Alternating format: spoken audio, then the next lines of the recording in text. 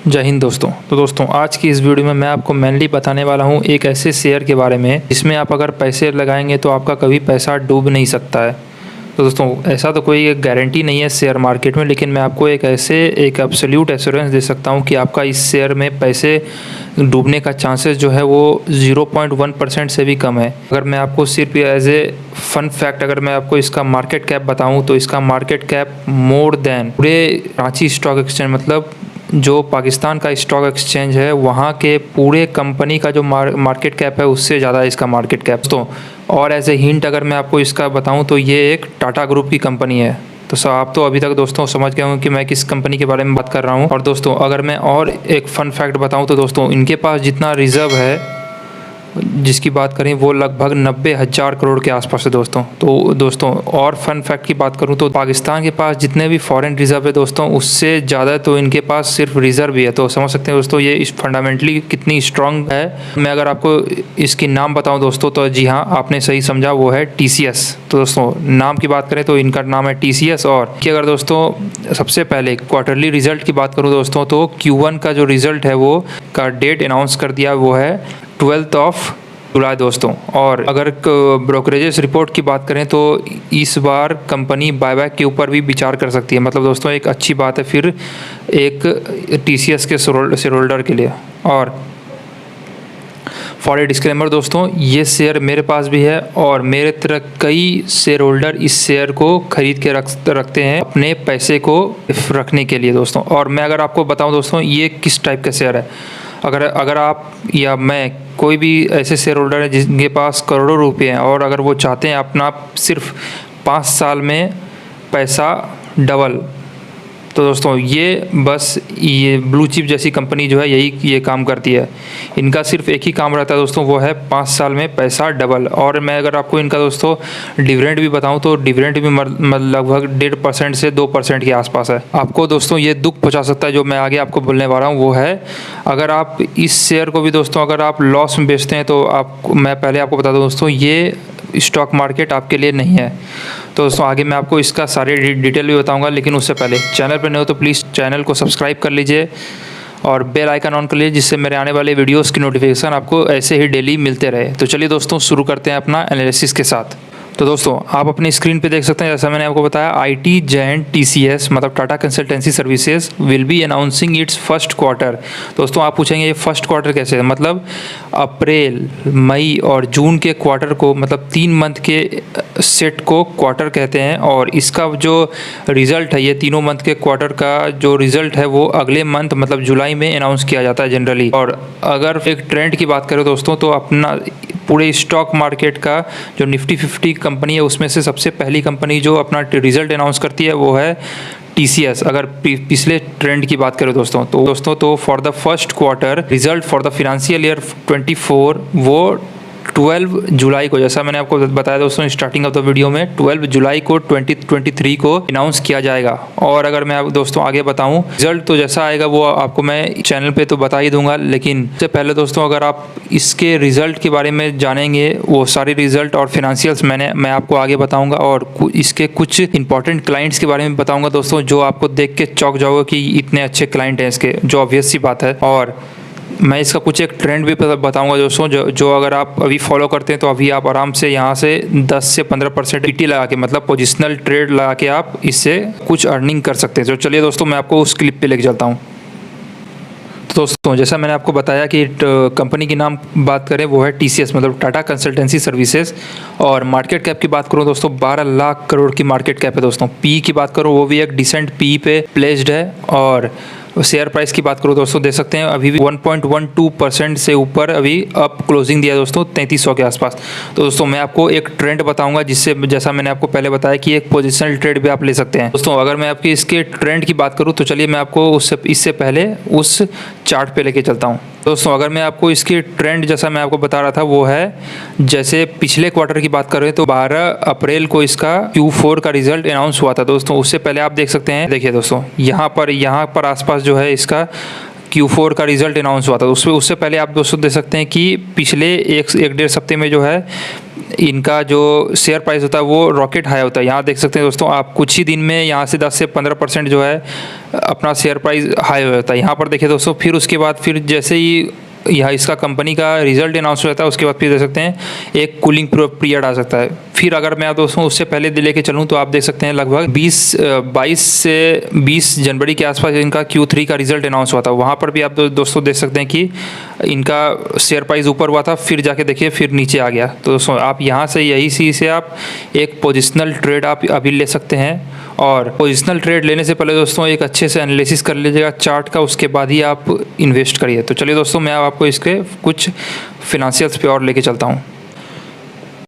तो दोस्तों जैसा मैंने आपको बताया कि ये आईटी सेक्टर की कंपनी है, तो देख सकते हैं जो पूरे ग्लोबल आईटी हब, जो पूरे ग्लोबल आईटी मार्केट का 2.2% दोस्तों सिर्फ टीसीएस अपने अंदर रखती है। तो समझ सकते हो दोस्तों, पूरे वर्ल्ड का अगर 100 रुपये का काम हो रहा है तो उसमें से 2 रुपये 20 पैसे के आसपास का काम जो है वो टीसीएस अपने हाथ में ले रही है। तो दोस्तों पूरे वर्ल्ड में कितने कंपनी है, उसमें से इनका कितना अच्छा मोनोपोली है। पूरे मार्केट की बात करूँ दोस्तों, मार्केट शेयर के, उसमें से सॉफ्टवेयर टेस्टिंग सर्विसेज का जो मार्केट शेयर है टीसीएस का, वो लगभग 8% के आसपास है। और अगर दोस्तों अगर मैं इसकी रेवेन्यू मिक्स की बात करूँ, तो प्रोडक्ट वाइज रेवेन्यू मिक्स की बात करूँ तो देख सकते हैं दोस्तों कंसल्टेंसी सर्विसेज से लगभग 99% के आसपास का इनका रेवेन्यू आता है। और इक्विपमेंट और सॉफ्टवेयर लाइसेंसिंग के आसपास के देखें तो दोस्तों लगभग 1% का रेवेन्यू आता है। दोस्तों लोकेशन वाइज रेवेन्यू की बात करें तो आप देख सकते हैं लगभग 53% के आसपास जो रेवेन्यू है वो नॉर्थ अमेरिका से आता है। और एशिया पैसिफिक से बात करूँ दोस्तों 8%, और यूके और यूरोप से बात करूँ दोस्तों तो 14% के आसपास, और यूके के आसपास बात करूँ तो दोस्तों 15% के आसपास। और अगर मैं वर्टिकल्स मतलब दोस्तों ये कंपनी क्या क्या सर्विसेज देती है, तो देख सकते हैं बैंकिंग और फिनेंशियल सर्विसेज और इंश्योरेंस कंपनी को ये 31% के आसपास इनका वर्टिकल है जिससे रेवेन्यू आता है इनका। और रीजनल मार्केट और अदर्स की बात करें तो 17% के आसपास, और टेक्नोलॉजी और सर्विसेज की बात करें दोस्तों 8% के आसपास, लाइफस्टाइल और हेल्थ केयर की बात करें दोस्तों 10% के आसपास, और रिटेल की बात करें दोस्तों वो भी 15% के आसपास। मतलब एक वेल डाइवर्सिफाइड दोस्तों अपना इनका प्रोडक्ट पोर्टफोलियो है जिससे ये कंपनी अपना प्रॉफिट कमाती है। क्लाइंट ब्रेकअप की बात करूँ दोस्तों, मतलब क्लाइंट ब्रेकअप का मतलब क्या हुआ कि ये इनके पास कितने ऐसे क्लाइंट है जिनका डील है, या फिर अगर मैं ऑर्डर बुक की बात करूँ तो उससे पर क्लाइंट कैसा है। तो अगर $1 मिलियन की यूएस क्लाइंट की बात करूँ दोस्तों जिनका डील अमाउंट $1 मिलियन के आसपास है, वो है 43 के आसपास। दोस्तों समझ सकते हैं कितनी बड़ी कंपनी है। और $20 मिलियन के आसपास बात करूँ दोस्तों वो है लगभग 10% के आसपास। 10 मिलियन की बात करूँ दोस्तों 16% के आसपास, और 5 मिलियन की बात करूँ वो है 23% के आसपास। मतलब दोस्तों एक परफेक्ट लॉन्ग टर्म इनका क्लाइंट बेस है जिनके जो इनसे टाई अप रखती है। और जैसा मैंने आपको बताया ये किस क्या क्या सर्विसेज देती है, वो है पहला है software services, cloud services, consultancy services और आईटी टेस्टिंग सर्विस। उसमें तो है ही ये। इस और डिटेल की बात करूँ दोस्तों तो आप देख सकते हैं टीसीएस जो है वो फ्लैगशिप कंपनी जैसा मैंने आपको बताया, और टाटा ग्रुप की पार्ट है, और ये जो है आईटी सर्विसेज में है, और वर्ल्ड में लार्जेस्ट बिजनेस है इनका इन ट्रांसफॉर्मेशन जर्नी जो है 50 ईयर्स का। और कुछ मैं अगर आपको बात करूं दोस्तों, जैसा मैंने आपको ये सब तो सारे पॉइंट बता दिए कि मेनली इनका 5 वर्टिकल है, जैसा मैंने आपको बताया बैंकिंग, फिनेंशियल और इंश्योरेंस का बिजनेस, और मैन्युफैक्चरिंग और रिटेलर, ये सब सारे चीज़ तो मैंने आपको बता दिया। जो मुझे दोस्तों मेन बताना है वो है ये सारी चीज़ मैंने आपको बता दी दोस्तों। और हैवी डिविडेंड जैसा मैंने आपको बताया, इनका डिविडेंड यील्ड की भी बात करूँ वो लगभग 1.5% के आसपास है। और रिसर्च एंड डेवलपमेंट जैसा मैंने आपको बताया दोस्तों वो सब भी आप अपनी स्क्रीन पे देख सकते हैं। हाँ, जो मुझको दोस्तों वो मेन बताना था वो है क्लाइंट बेस। क्लाइंट की बेस की बात करूँ दोस्तों वो देख सकते हैं the company serves to some of the largest conglomerate in the world like Amazon, Google, Azure, Adobe, Intel, Bosch, IBM, Apple, Oracle, ये सारे दोस्तों जो है इनको ये कंपनी जो पूरे वर्ल्ड की one of the most largest और मोस्ट वैल्यूड कंपनी है, वो सारे को ये कंपनी सर्विसेज देती है।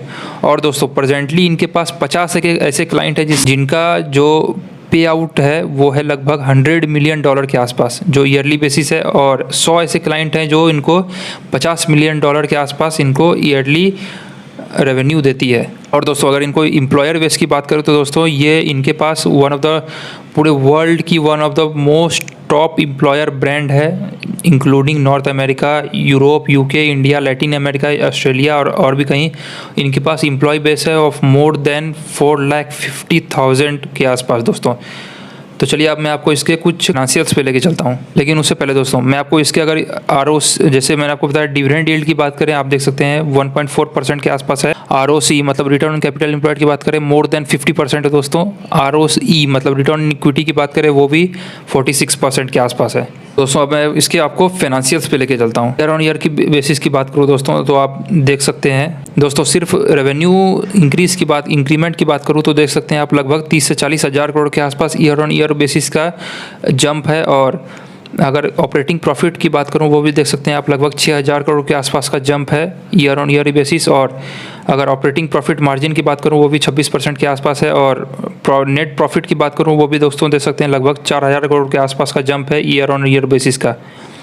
और दोस्तों अगर मैं इसकी EPS की बात करूं तो आप देख सकते हैं लगभग 115 रुपये के आसपास का EPS है। अगर दोस्तों आपको EPS से रिलेटेड आपको एक डिटेल वीडियो देखना है तो आप आई बटन पे टच करके आप इसका वीडियो देख सकते हैं, जो एक डिटेल वीडियो है दोस्तों। अगर अब मैं आपको कंपाउंडेड सेल्स ग्रोथ की बात करूं देख सकते हैं 18% के आसपास है। कंपाउंडेड प्रॉफिट ग्रोथ की बात करूं देख सकते हैं 10% के आसपास है दोस्तों। आपको लग रहा हो ये बहुत ही कम परसेंटेज है, लेकिन मैं आपको बता दूं दोस्तों ये जो एक कंपनी है वो एक स्टेबल पोजीशन पे आ गई है, जिसके कारण इनका जो रेवेन्यू और प्रॉफिट जो है वो अब मार्जिनली कम बढ़ेगा। एक मिड कैप शेयर के हिसाब से इनका जो प्रॉफिट है या फिर सेल्स है वो मार्जिनली कम बढ़ेगा। और CAGR जैसा आपको पता होगा दोस्तों, अभी IT सेक्टर में थोड़ा सा डाउनफॉल चल रहा है, इसलिए अभी CAGR इनका कम है। ROC या फिर ROE मतलब रिटर्न ऑन इक्विटी की बात करें वो भी 47% के आसपास है। बैलेंस शीट में आपको क्या ही बताऊं दोस्तों, बैलेंस शीट की बात करें तो रिजर्व सिर्फ आप देखिए कितना है 90,000 करोड़, मतलब एक लार्ज कैप कंपनी से भी ज़्यादा लगभग जो है इनके पास सिर्फ रिजर्व है। और अगर बोरोइंग्स की बात करो दोस्तों देख सकते हैं short term borrowing long term borrowing दोनों ही लगभग ज़ीरो है, मतलब एक टोटली डेट फ्री कंपनी है।